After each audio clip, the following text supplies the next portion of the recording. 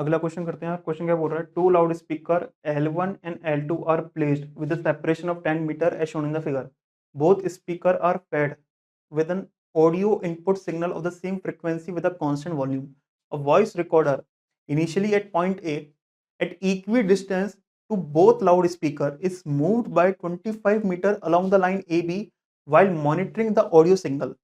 The measured signal was found to undergo 10 cycles of minima and maxima during the movement. The frequency of the input signal is, और ये मेरे को hertz में बताना है, और मेरे को speed of sound in air दे रखी है 3 to 4 मीटर पर सेकंड, और √5 की वैल्यू दे रखी है। मतलब क्वेश्चन की कैलकुलेशन में कहीं ना कहीं यूज हो रही होगी।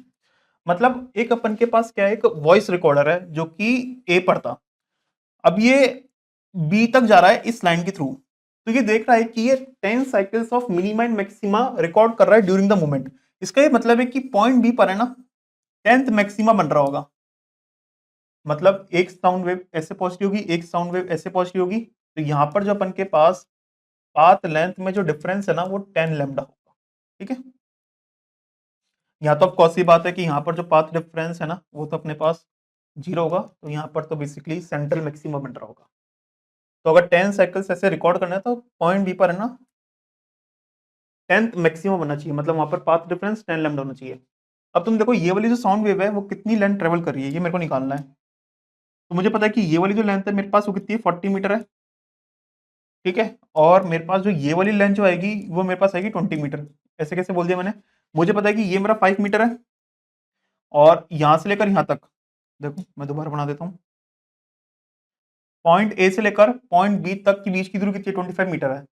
तो बेसिकली ये अपने पास 5 है, ये पूरा 25 है, तो ये कितना हो गया 20 हो गया। तो ये वाली लेंथ कितनी आ गई, under root of 40 square plus 20 square, जिसको मैं क्या लिख सकता हूँ 20√5।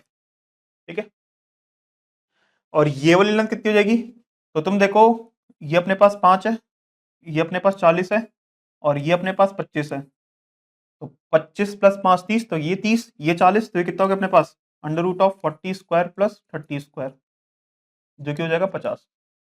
तो यहां पर जो मेरा डेल्टा एक्स है वो कितना आएगा 50 माइनस 20√5। तो जब मैं इसको सॉल्व करके देखूंगा ना, तो ये बेसिकली मेरा जो आ रहा है ना वो आ रहा है मेरा 5.4 मीटर।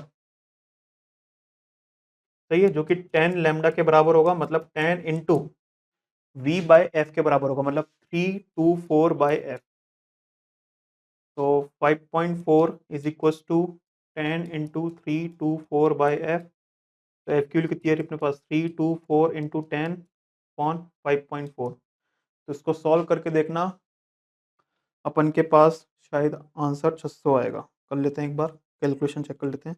तो 3240 अपॉन 5.4, हाँ ये अपने पास आ रहा है 600 हर्ट्स। तो फ्रिक्वेंसी कितनी है इनपुट सिग्नल की, 600 हर्ट्स है।